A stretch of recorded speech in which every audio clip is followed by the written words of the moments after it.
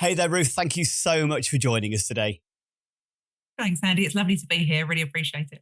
So, jumping straight into things, when a carer first hears the phrase Dementia Adventure, they might think that sounds lovely, but totally unrealistic for us. So, how do you explain, or your organisation explain, what Dementia Adventure actually does in ordinary language? So, in ordinary language, I think the term really comes from where we were started. So, we started 16 years ago, nearly 17 years now. And we were started by a married couple named Lucy and Neil. Now, they were supporting three of their four grandparents living with dementia. And the term adventure really came off the back of actually they recognised their world got smaller and smaller. And I think, like many of us do when we're on that dementia journey, adventure is individual to all of us. So it's really about keeping that sense of purpose, that sense of fun, that sense of actually what do I enjoy doing, at the heart of who we work with. So yes, we have our supported holidays and those are really our adventures within our organisation, but an adventure can mean anything. It really is down to that individual. But, the term itself, like Dementia Adventure, it's also about just making sure we understand that life can and does keep going with a diagnosis of dementia. It really is at the end. And actually, I've met lots of people where it is only just the beginning, and has almost provided opportunities that maybe wouldn't have cropped up if they hadn't gone on that journey. So yeah, I guess Dementia Adventure can be big, has been big. We have done all sorts of big adventures, but it can also be really small micro adventures as well. And they're equally as important and meaningful. Yeah, I suppose that's a very personal thing. Like adventures are a very personal thing anyway, aren't they? It's some people, it is. One of my grandparents used to go to the same holiday every year to the same place, but that was still an adventure to him, whereas other people want to travel the world. Yeah. Yeah, absolutely. So before we get into the outdoors and the holidays and the stuff like that, the kind of maybe the adventurous side, how do you describe dementia to families in a way that is honest but not hopeless? I think the reality is it's a journey. So in the work that I've done within the dementia field, the minute you use the term dementia when that's not on your radar, I think most people envisage those end stages. And that for a lot of people is really frightening and really scary. And I think ultimately the end stages do happen. They don't always happen for everybody. Not everybody gets to that end part, depending on when you receive that diagnosis. But we talk about seeing the person, like that person that has got that diagnosis is absolutely still very much there. I've never met anybody who got a diagnosis on a Tuesday and by Wednesday morning was a completely different person. So I think the key to understanding it is that it is a journey. And things change on that journey, but actually we can work with those changes. We can make adaptations. So that person's still there. We can still work and love and care for that person. But sometimes our approach to how we do that just needs to change a little bit in order for us both to get the best out of the situation. Love that. I love that. And yeah, it's a journey is the principle that I kind of work with an awful lot as well. And I think it is that... for most experience, as you said, it's the scare stories that people hear, isn't it? And for like family members, maybe you remember your mum is living with dementia. You remember maybe your mum having to look after her mum, and she probably didn't tell you about all the good times. She would have only told you, "Oh, this was hard today, that was hard today." So it's that instant. And I mean, and on that, I absolutely acknowledge it is a challenging journey. I don't make light of that at all. I come with lived experience as well. So I think for me, it's not about being hopeless, but it is about being realistic. Good days, bad days, and we are going to make changes. Sometimes we get that right. Sometimes even doing the work that I do on my journey, I've got that really wrong because we're all human. So yeah, I think it's a journey for sure. Great. Now, I know you lead the Friends and Family Training at Dementia Adventure as well. This is another kind of service that you offer on top of the kind of the adventures themselves. So when unpaid carers particularly show up for those sessions, what have you found they're most frightened or confused about? Honestly, I don't think any two sessions are the same. When we run our sessions, what we do is we talk about practical approaches, really. Lots of people wonder where that journey is going to take them. And because dementia is such an individual journey, I can't wave a magic wand, and I can't give definite answers. But what we do find is we have a lot of light bulb moments. So, we really start to unpick what some symptoms might look like from that person's with lived experience perspective. So what does no actually mean? Does no mean no, I don't want to? Or does no mean, actually, I can't process all this information that's going in? I've got so many questions being asked of me. I can't find those answers. So it's just easier for me to say no. And we take that approach. What we do is we ask carers and we work with carers on those sessions about their individual circumstances. So every session is ever so slightly different. I hope what we do is we provide tools for people's toolbox. So, and I think we're really candid that, again, those good days, bad days, sometimes those tools will work and that's great. And then sometimes you just think you've nailed it and that tool doesn't work anymore. And then you've got to find another tool. But, people come with very individual experiences, very individual needs and concerns for them. And we do our best to work through those as a group. Myself and my colleague who deliver those sessions, obviously we're there to provide those practical tips, but we also really encourage that network. We call them support sessions rather than training because, yes, there's standardized information there, but actually every session is completely different. And I think that's a completely honest answer, isn't it? There isn't a one set thing that any family kind of struggle with. Now, I think one of the fears that some people have, and maybe certain media has perpetuated this, but many carers say it feels like dementia has taken my mum, dad, partner away. But what does it actually look like in practice to see the person before the condition when you're also the one dealing with all the hard bits? From my side of things, I think it's really challenging, isn't it? Because it's such an individual journey. However, there are some very common symptoms. Now, dementia doesn't just appear overnight. There's no rash, there's no physical symptoms to it. So I think what, for me, it appears is really unpicking what's dementia and what is that person? Because ultimately, if you've got a parent who's always been a bit glass half empty, well, dementia isn't suddenly going to change that. But it might mean that actually what becomes like a difficulty, and I see lots and lots of people going, but they don't remember anything. And so we unpick, okay, well, do you know what? Let's look at the areas of the brain. So, we talk about the hippocampus, that factual recall, that can be affected by dementia. So actually there's another part of the brain, the amygdala, where that isn't often affected by dementia. So actually maybe thinking about it's not what we did together that's important anymore, but it's how something made us feel that can make all the difference. And that's what's the difference between dementia and the person. And I think when we start to unpick what we're seeing in front of us, what is dementia, we then start to be able to unravel, actually, what is just somebody's personality traits, who they are, the good and the bad and the ugly. But actually, what is dementia and why is that starting to look like it is? Because ultimately, we hear terms like challenging behaviour, don't we? And unmet needs. But actually, when you get to the crux of it and you talk about, taking away choice and control, taking away, the ability to communicate my wants, my needs, you start to understand why you see that frustration. And so then when we support carers to kind of work with that person and understand what that might look like, you then start to see the person at heart again. That's good. Great answer as well. And I think that kind of leads me nicely into kind of the next part of this, really, which is what are the small everyday ways that carers can stay curious about who the person is now rather than only grieving who they were? I think there's loads and loads of different ways. The ways that really stand out for me is often communication. So when we start to see, give lunchtime, for example. So we'll often carry on communicating how we always have done because we're humans and it's human nature to ask loads of questions because you want to give people choice and control. But actually, when we start to understand that if dementia starts affecting the way we process language and those questions, that can become really challenging. We can just make small adaptations. We always advocate never take away choice and control, never take away all questions. But for lunch example, oh, are you hungry? Do you fancy a sandwich? Do you want some crisps? Is that? Oh, I might have some ham. I might have some cheese. Actually, maybe just approaching that differently. And rather than asking if somebody's hungry, just saying, oh, it's lunchtime. Come with me to the kitchen. I'm going to make a sandwich.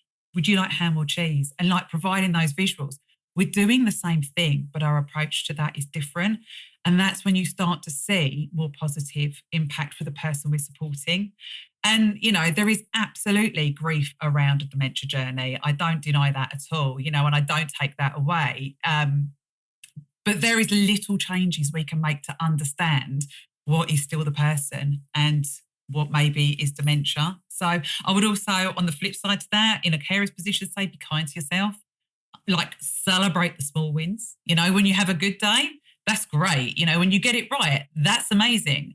But if the best thing about your day is you've managed to get up and dress, that's also a win, And I think being kind to yourself and allowing yourself to grieve for the person that was who they were, because it is going to change with the diagnosis of dementia. And actually, our lives change with that in that care position is really, really important. And finding your support network to do that is absolutely key to being able to still not just focus on the negative and maybe see the realistic and the positive as well.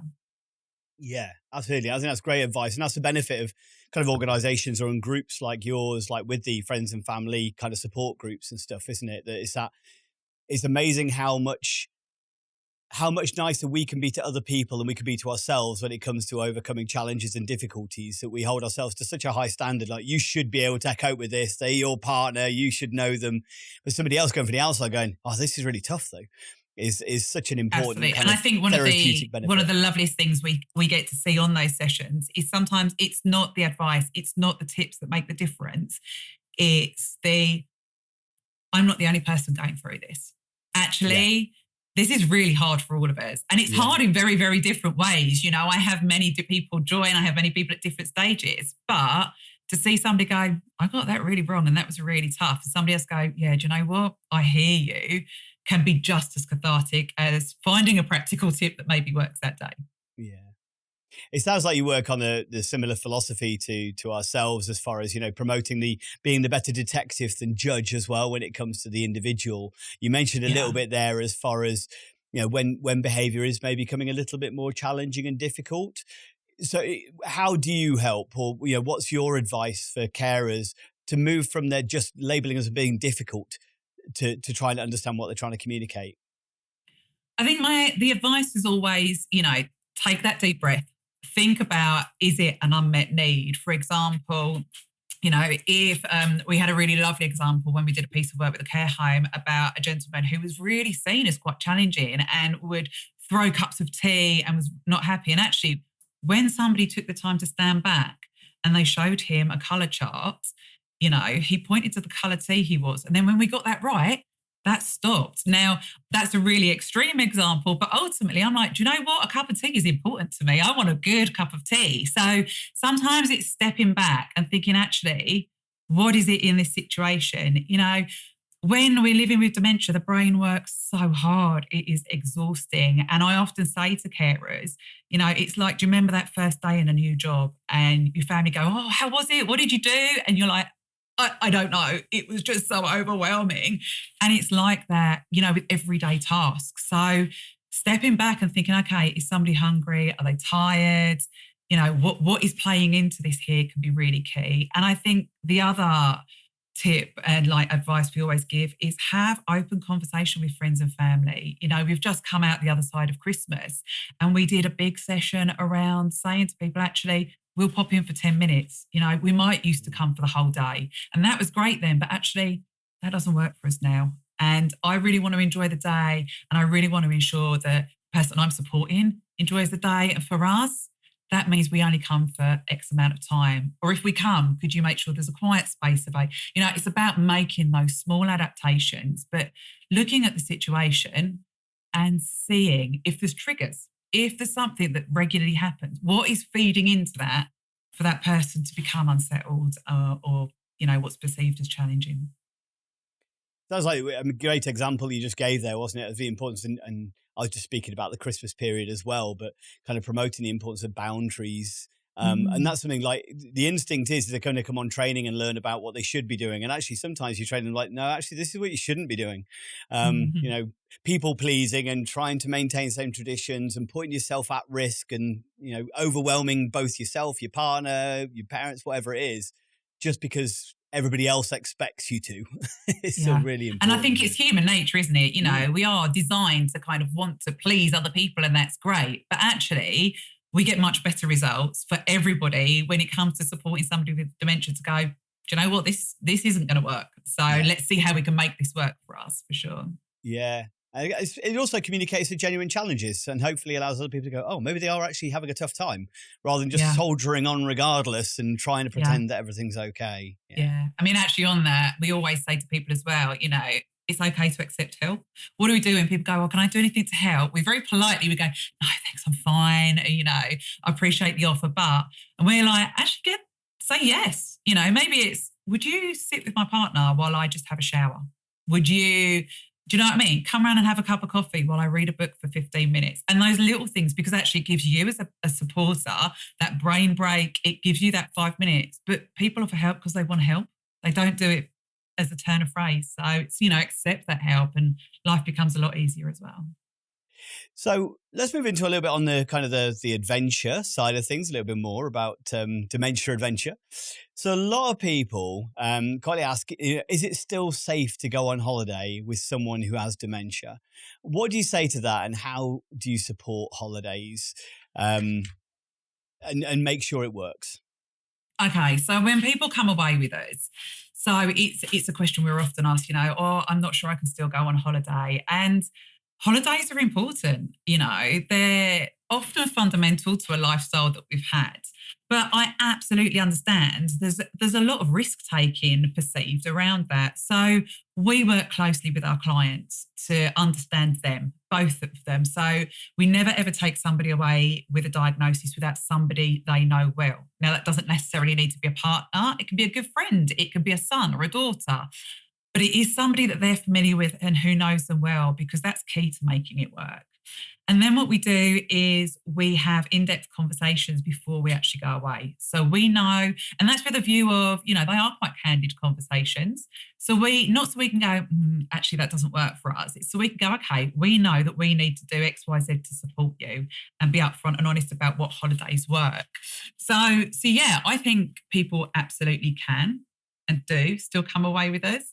But I think if you're going to come away with us to get the best, you really need to have that honest approach with us about, actually, what are your needs? What is going to make this work? And we do understand there's huge anxieties about going away. Sometimes it's really new for people and they haven't had a break for a lot of years. But we support, and we have an amazing team of trained volunteers and an adventure leader to make sure that your break goes well and that you, both carer and person with diagnosis, is supported at all times throughout that break. As you said, it must be hard for some people to acknowledge their vulnerabilities is probably the best way of putting it, isn't it? As far as their challenges, their vulnerabilities. And that probably is for both the caregiver as well as the individual being supported, the person living with dementia. Can you think of an example where actually that information sharing has really benefited? I could give you, yeah, absolutely. I could give you numerous examples, but I think one that sticks for me was a couple that I took away. And, we'd had really honest conversations about, so it was this gentleman's wife was living with dementia, and he was really concerned. She's highly anxious. Going out at home was becoming more and more difficult, and they'd got into that cycle that I think is really common of, the anxiety leads to frustrations. It leads to really challenging situations. So actually at home, they were doing less and less, and he really wanted a break. So actually his family had booked them on, and he was very skeptical about actually being able to work with us. And so we took that all on board. When they came away with us, it took slow, really slow, gentle conversation. We were able to give him the opportunity to go and network with other people on the holiday. And while we built that relationship with his wife, slowly, at first it was, he was there at all times, but as she got to know us, she started to, recognise who we were, know that actually we weren't going to push her out of her comfort zone, but we were going to do things, across the week as we enjoyed. And actually what we learned over the week was it wasn't necessarily the going out and the doing that created the anxiety. It was the understanding of what was expected of her that created the anxiety. And by, 2 or 3 days in, we were at a point of saying, okay, we're going to do this. And first we're going to do that. First, we're just going to get in the van. And then we wouldn't necessarily talk about anything else. And you could see the anxiety raise, the van had stopped. The group would get out and I'd maybe sit with them and go, we're just going to go over there. We're going to have a cup of tea in a cafe. And just giving that time to process. By the end of the week, we didn't need to be doing that with her. She knew that that was fine. She would integrate into the group, but there was periods of times where she would go and rest, and actually our husband had that break as well because she was comfortable and she knew she was safe with us. So he then got that break. So they came away really, really anxious. I think both of them, if they were honest, thought this isn't going to work, we're probably going to end up going home. And they left like a different couple and they came away with us again. Now, I don't know if that transpired into them being able to maybe access slightly more when they got home. I'd like to think it did, but I think it did show them that actually it is doable and we will work with you to enable you to do that. And that's one example of many that I could give you. So that's a great example. And I think it really underpins one of the philosophies I try and talk about all the time. The opposite to anxiety is not calm, it's trust. And the fact that you actually were able to build that trust, build that rapport. And as some people might not realize, as you described it perfectly earlier, as far as it's not a rational feeling. They may not know who you are in that moment, but for some reason, I trust you.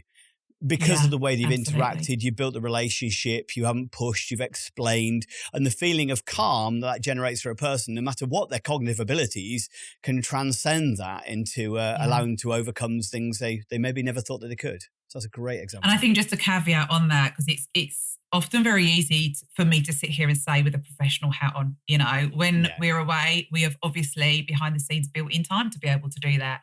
I've got an amazing team of trained volunteers to support me to do that. When I was in a care situation, I needed to get somebody ready for an appointment and I didn't have that 20 minutes to explain it through. It didn't always go as planned. So, it certainly doesn't come with that, if you do this, it will work every time. It comes with actually when we're away, we have that built in time. We have that allowance and that ability to be able to do that to ensure that works and to ensure that we can build that trust, because it is absolutely key in supporting somebody to get away, relax and have that break with us. I think it'd be an interesting thing, and maybe you already know about this through your experience, but obviously one of the fears for many people living with dementia themselves, or one of the challenges for families and stuff, is that change in routine, the change in environment. That tends to create a lot of new pressures, as you say, a lot of extra cognitive load, which puts more pressure on the person. But I'm kind of wondering, is like, because of the complete change of going on a holiday, rather than just going to the shops or just going to the doctor's surgery or whatever it is. Do you find that impacts in a slightly different way because it is the time it takes, the relaxation, there's no pressure on it in the same way? I think what we definitely understand, so at the heart of Dementia Adventure is we know the benefits of getting outdoors. We know the benefits of, we'll call it nature connection, adventure, whatever you want to call it, but the minute you start stepping outside, and I think our holidays show us how that looks in real time. So what they are, I always describe them as busy, but not busy. So as in, when you look at the itinerary, it doesn't mean we're doing hundreds of things. It means we've got time, but we go out every day. And what we have as an advantage is we have that pack mentality. When you've got a group of people, 90% of the time, everybody's quite happy to go along. And particularly when that's within a trusted environment. But because that happens, and because it's with a group of people, and because everybody's doing the same thing, building the trust at that level, that really supports us enabling people to do that. But then what happens, because we go out, we have those adventures, we start to empower people to be out and about and experience things that maybe they thought they wouldn't. For carer, it enables them to really engage. But for person living with dementia, we keep the brain very busy. So actually we start to, regulate those circadian rhythms when we're out and about. So, where eating and sleeping might be more challenging, actually because we're busy, but we're busy in a kind of outdoorsy way, we actually then naturally start to engage the brain. So we start to fall into just a different routine, if that makes sense. I mean, there's always exceptions to the rule. If somebody is up in the night, it doesn't mean we've suddenly cured that and they're not.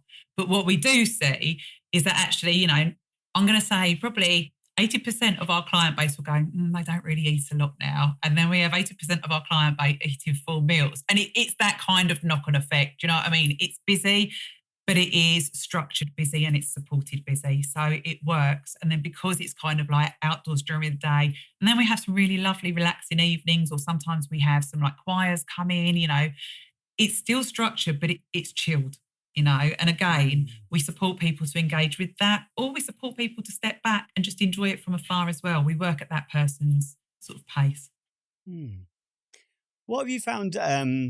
Let's start off with those living with dementia. You mentioned a few of the positives there that you definitely have seen from them.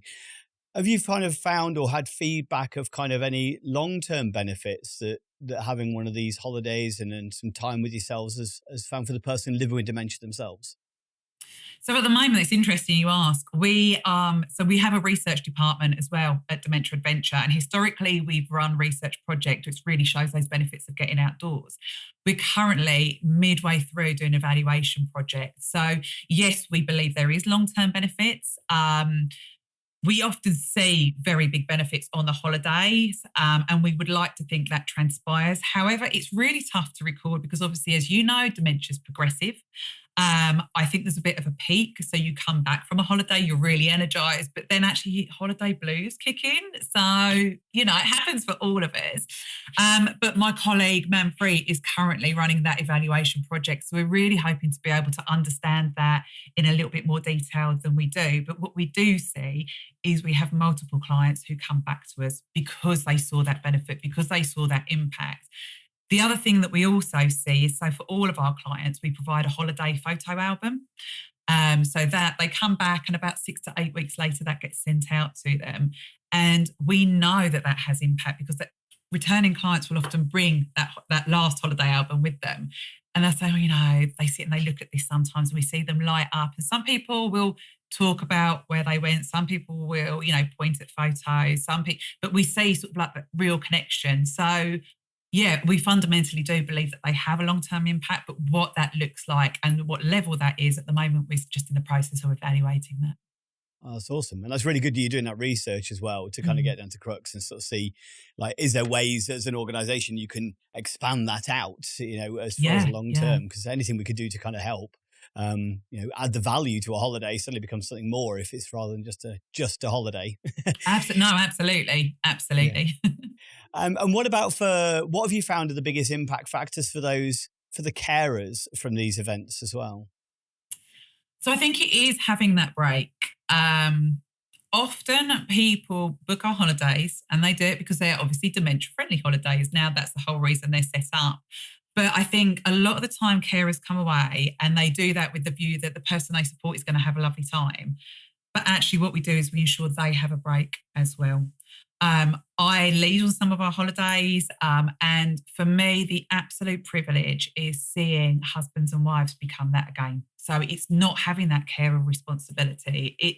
There's always conversations because you're meeting new people. Oh, how did you meet? How long have you been married? All those sorts of conversations, and seeing people talk about that with the person living with dementia and, sharing those memories, their life experiences together and seeing how that nets people back together again is a real privilege to see. It's a really beautiful thing to see. But I think it's also a really big reminder that actually they have had a holiday with that person. They're there to enjoy that person's company, because dementia doesn't mean you don't enjoy that person's company, but it often means you're incredibly busy.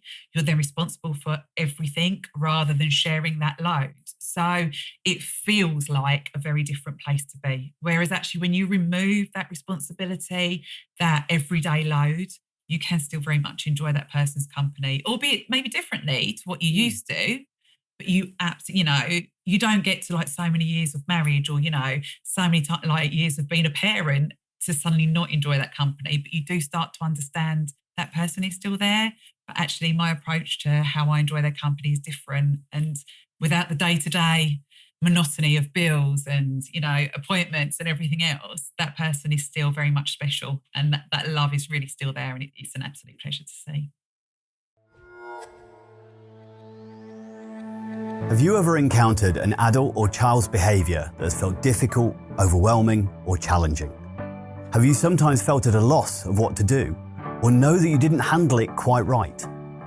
People are complex and unpredictable, and their behaviour can be like the weather. We've all made the mistake of looking out the window and feeling safe to wear shorts, but 5 minutes later, wishing for an umbrella.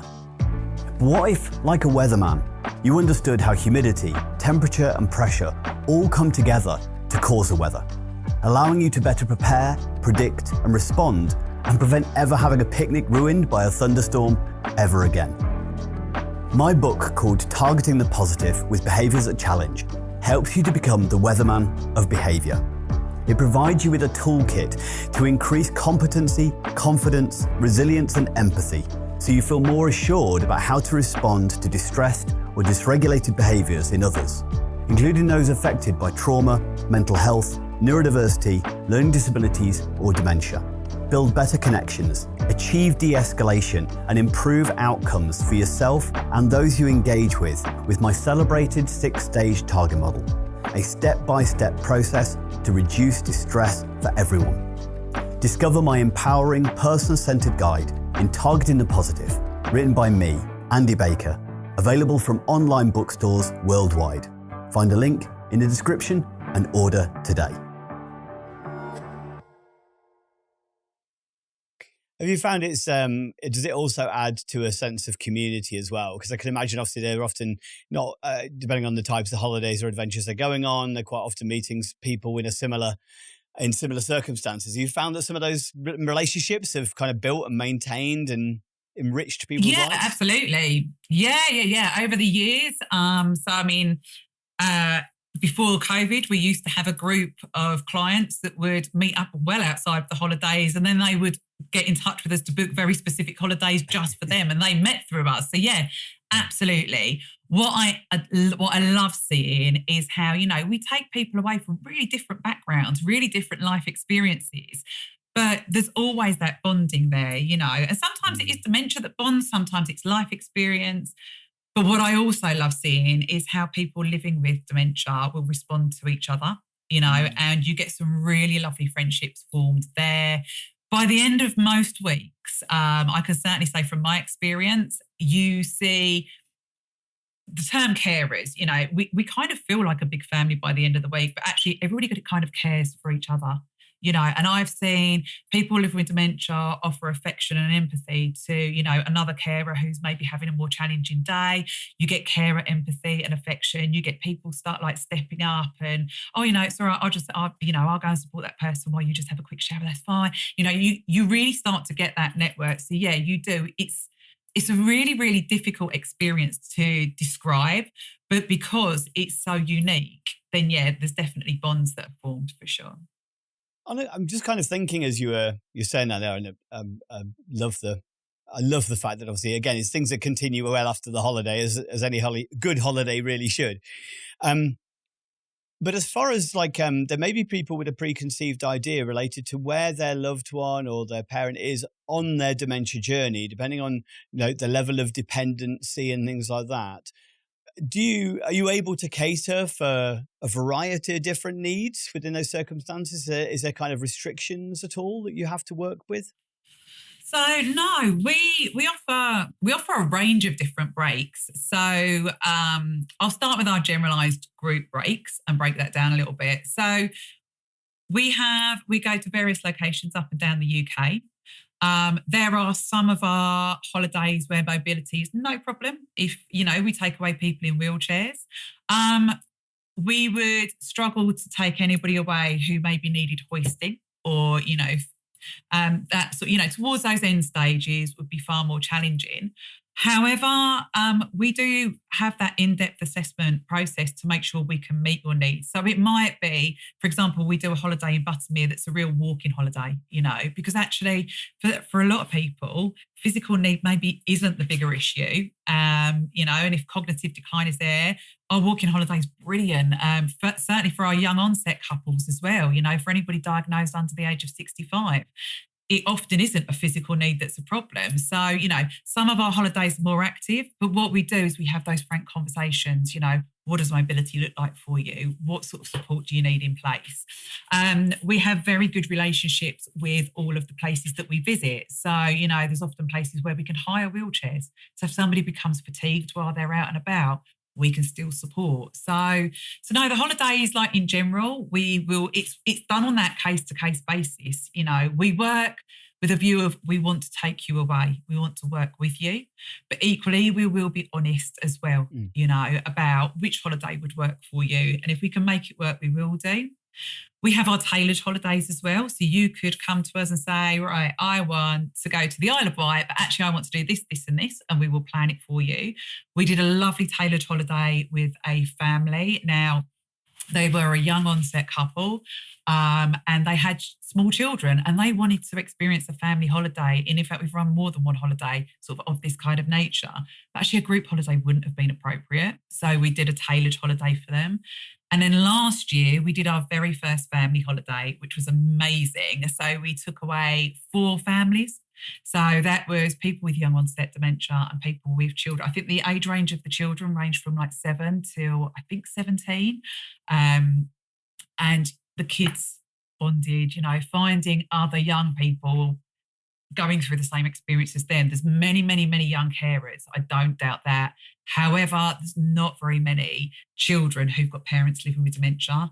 And so, that was a really magical experience. But, we always say to people, talk to us. We will absolutely, meet your need where we can do, but have that conversation with us. If people need carers, we don't provide personal care. We're not CQC registered, but we do work with a lot of care agencies who are, and it is no problem for us to organise a care agency to come in and provide that personal care for you in the morning. So, we really can make it work, and we do make it work the best that we can. Great. That opens up, I should imagine, a multitude of opportunities for many families and people. Definitely.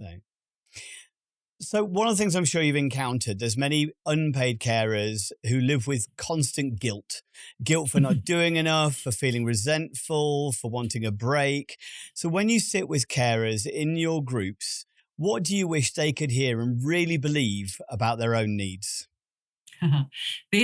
So we run a session called Mood and Motivation, and it came off the back of our other Understanding Dementia Better session, because I think mood and motivation is huge, and guilt is a huge feeling that it's really common on this dementia journey.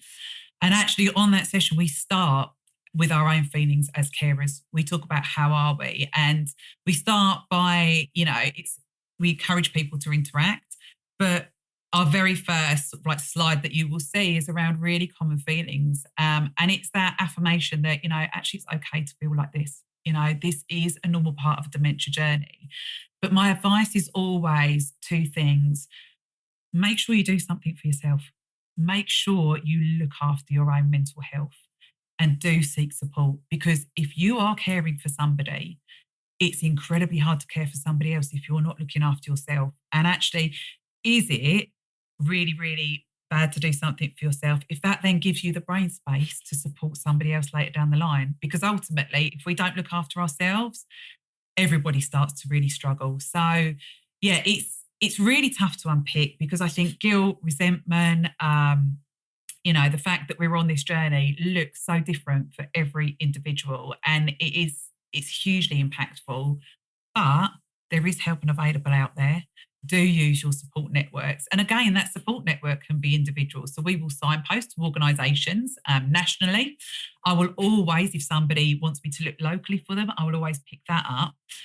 But, don't be afraid to reach out to your, friends, family. Local carers organisations are absolutely huge support, because sometimes it's not the magic wand, but it is finding other people to go, I'm finding this really hard today. Sometimes it's having a hug, isn't it? Do you know what I mean? Just that, okay, right, now I've got the headspace to go and pick that up. But we ask carers, what do you do for you? And it's staggering how many people go, well, I don't. It's like, well, then how are you going to keep doing something for somebody else if you don't do something for you? And then I get amazing experiences where sometimes I pose the question, and, I had one experience where a lady was like, well, I go to yoga once a week, and then I walk my dog. She got up early to get out to walk her dog so she could see the changes in the season. She's like, that's my time. My husband sleeps in, so I get up extra early, so I've got that headspace. And when you start to see other carers here, actually, they're doing this, and that's okay, and see the results of that, honestly, I don't need to be kind of affirming that, because they see that for themselves. But But yeah, look after you. You've got to look after yourself. But it's not an easy job to do. No, absolutely. It's trying to persuade them sometimes they deserve the care that they give. Yeah, It's yes, one of the big exactly that. is one of the most challenging things. And I say we, even as individuals who aren't in that position, we're all play lip service to it, whether you're a parent or whoever, as Yeah. far as sometimes like putting others ahead of yourself because you think that being selfless is the best way to be as a good person. But learning to be a little bit, try moments of selfishness, not Yeah. to be selfish, but moments of selfishness are vital, aren't they? Absolutely. And I think what we often don't recognise, and anybody in the dementia field absolutely hears it day in, day out, is we're often working with a cohort of people who are parents and looking after a parent and working. And, that's exhausting. That is absolutely exhausting. So you know what? Don't feel it needs to be a yoga class or a great thing. If it is, I'm going for a bath, I'm shutting the door, I'm locking the door, and I am not available for that 15 minutes, that is okay. That is equally as beneficial. So do what works for you, for sure. Yeah. So what are some of the most common practical questions that you get on your Facebook Lives? Because I know you do Facebook Lives as well. The kind of the how do I questions that come up again and again. Oh, depending on the subject matter. So the reason we do our Facebook Lives is to address, we on an Understanding Dementia Better session, everybody comes with their own agenda, as you do on this journey, and we can't answer all the questions. So we ask people's feedback of what areas of interest they have and then try and work with other organisations, other professionals to answer those questions. So it really, really does depend. But I think a really common one is how can I engage with the person I'm supporting? How can I meet their needs? And it's really general. And I think there's often a little bit of searching for a magic wand. What's the one thing I can do that will make the difference? And I often say, and guests of ours often say, there isn't a magic wand. If there was, we'd wave it and we'd still deliver the sessions, but we'd probably do it from the Bahamas. We'd have made our millions and do it from somewhere sunny. But with a Nobel Prize. literally that. But there isn't. So I guess ultimately the common question is about, how can I make life that little bit better for the person I'm supporting? And I think it goes back to what we were just saying, is that we need to make life a little bit better for the whole support network in that journey and unpick what that looks like for definite. Yeah. For someone listening who can't get away on a full holiday, what are the 2 or 3 small adventures you'd encourage them to try locally that can still make a big difference?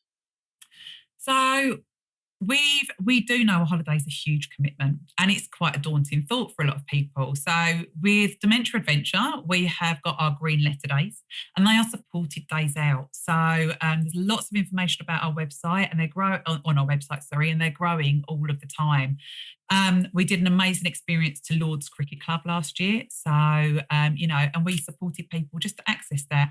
It wasn't, intensive support, but we were on site. People knew we were there with our group just to make sure that everything was okay. So, like things like if you need to go to the loo as a carer, somebody was there to sit with the person. So there's supported days out there. That's for us. Through local support, I would say see what is going on in your area. Engage with, memory cafes, engage with local carers organisations.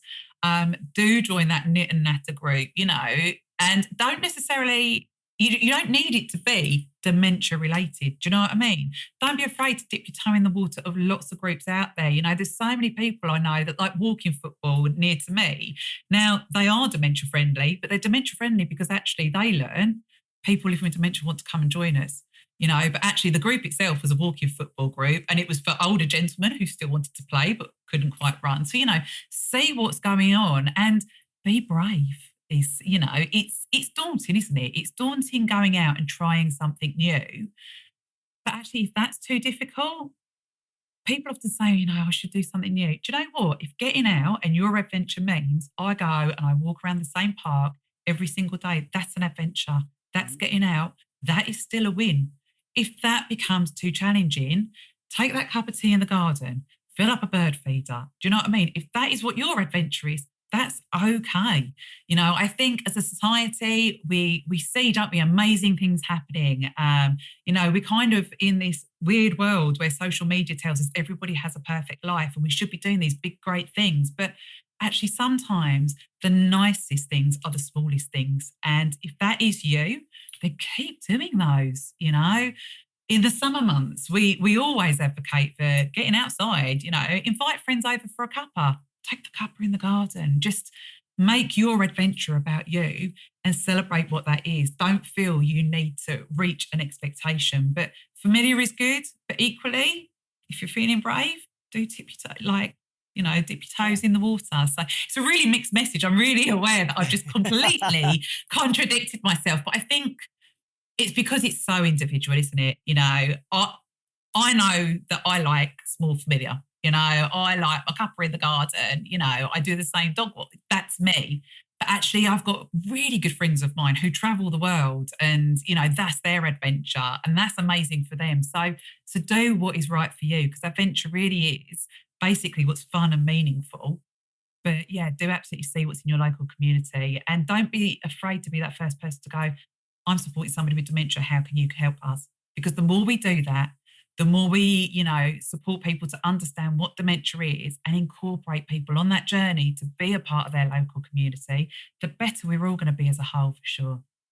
Yeah, definitely. One of the things that we're trying to do, we've got one of my team is very passionate about trying to raise awareness in faith groups, particularly as far as like increasing dementia awareness, making sure that they're trained and informed and stuff. Because again, it's that still faith groups tend to be better at community than any other group is. They've been doing it a long time. They tend to be pretty good, but they're not quite caught up with actually there's more that they could be doing around those living with dementia and for caregivers of those living with dementia. So, hopefully there's people in that community that reach out and go, okay, well, what can we offer to our community around this? How can we just at least acknowledge it? If you're living with dementia, you're still welcome. And just even don't do the training, just offer it as an option. You know what I mean? Absolutely, yeah. And we always say to people, when we deliver our sessions, our ask is, obviously we are a charity, but our other ask is tell people about us. Get on the same page. Come and experience a session with us and understand what dementia looks like for lots of people. Because, the more we talk about this and the more we reduce that stigma and that fear, then the better people's, dementia journey is going to be in the long run, for sure. Yeah. I think although you said you were maybe contradicting yourself there, I knew exactly where you're coming from. It's the kind of, you want to keep pushing yourself out of your comfort zone, because if you're not growing, you shrink. But you've got to recognize you've also got to only do it because it's something that you want to do, not because you think expectation is that you should be doing this. I think it's... Yeah, exactly that. Yeah, 100%. So from that front, just as obviously we're coming towards a close a little bit, but what is probably the smallest adventure that your company that you know of has ever organised for somebody? But maybe what's the biggest adventure that anybody's ever organised through? Oh, okay. Okay. Oh, so I'm going to think about I've been at Dementia Adventure for 6.5 years now. Yeah.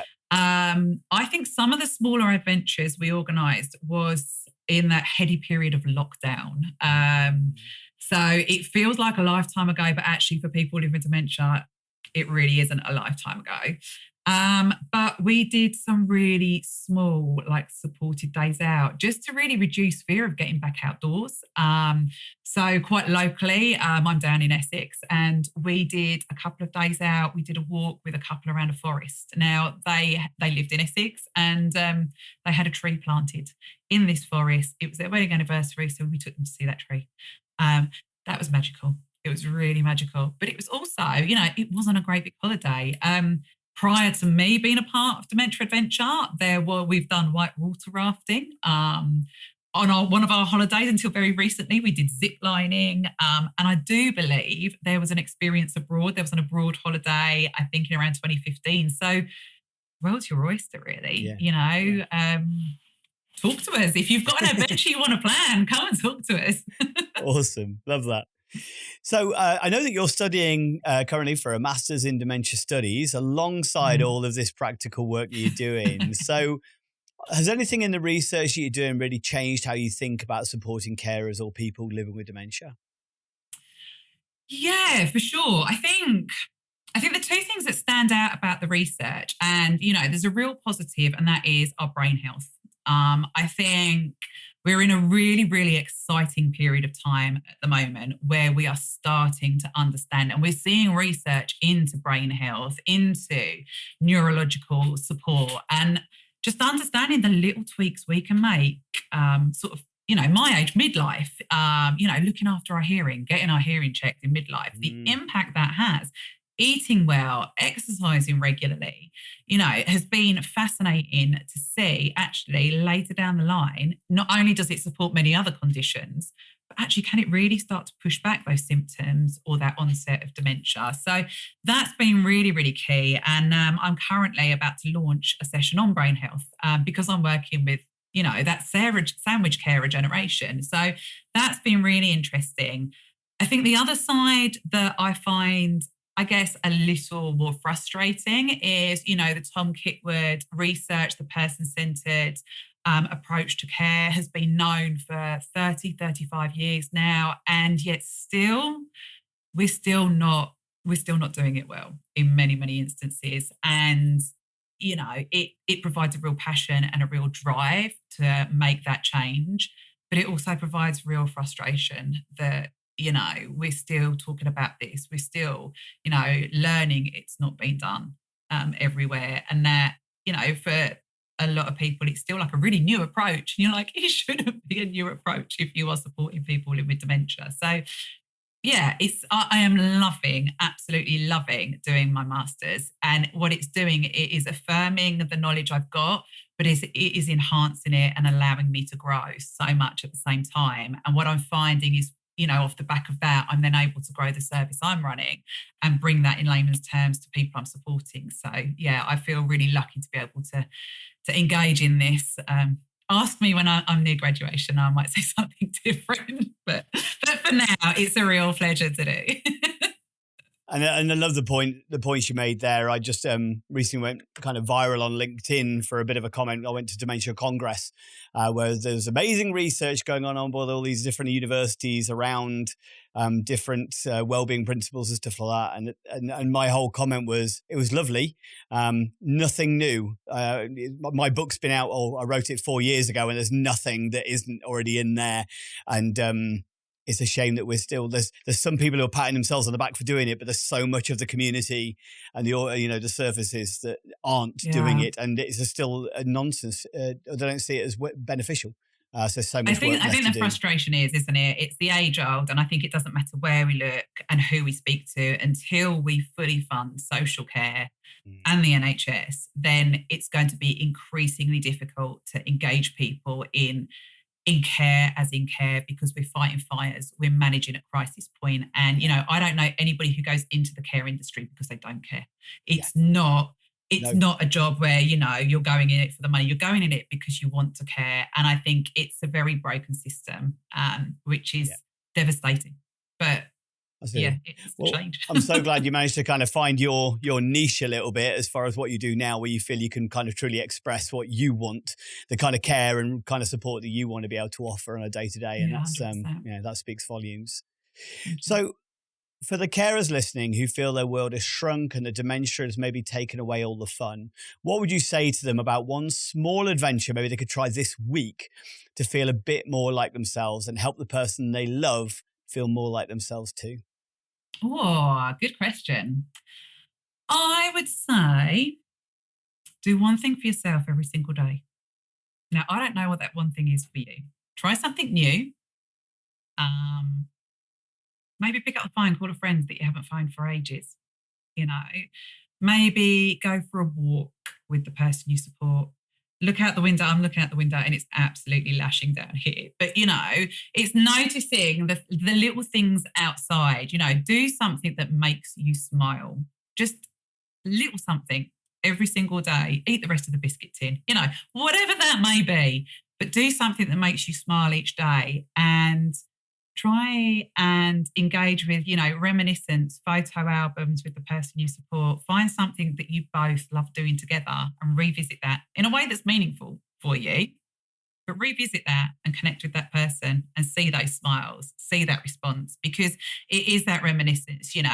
We talk a lot about approaches, but, for example, you might have met at a ballroom dance way back when. And I'm not suggesting you stand up and do the waltz, but what about you put on a piece of music that you waltzed to, and enjoy that together just for that 5-minute period where you're listening to it. Maybe from that, watch an episode of Strictly, if that sort of thing. Do you know what I mean? But just develop that, what made us happy, what made us smile, and that's your adventure. Love that. Thank you so much, Ruth. It's been a genuine pleasure having a chat with you, and your passion and knowledge definitely come through in everything you've been saying. So it's appreciated for your time today. Thanks for joining us. Thanks, Andy. It's been a pleasure. So for any of you out there who'd like to find out more information about the services that Ruth and her team at Dementia Adventure offer, including the support, including the Facebook Lives and the holidays and adventures as well, then we'll make sure that all of her details are in the show notes and in the description. So please check the information out and reach out to them. But otherwise, if you think you know anybody who may benefit from this knowledge, please like, comment and share. Thank you very much.